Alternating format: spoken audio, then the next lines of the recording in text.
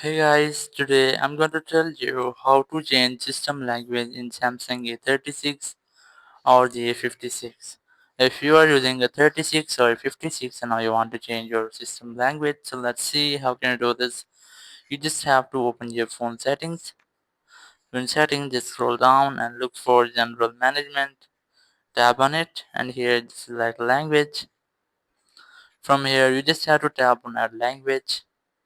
And from here, you just have to select any language which you want to set as your own system language. As I am going to select this one from here, just tap on it and then tap on set as default. So after that, your phone language will be completely changed.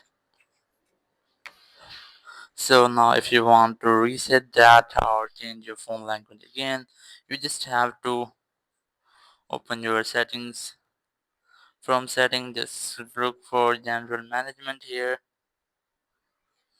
Here's that, just tap on it, and here just tap on language, and here you must have to select the English language, then select this one, and after that your phone language will be changed.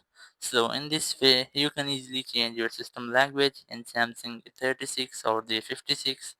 Thank you very much for watching the video. Until next video, bye bye.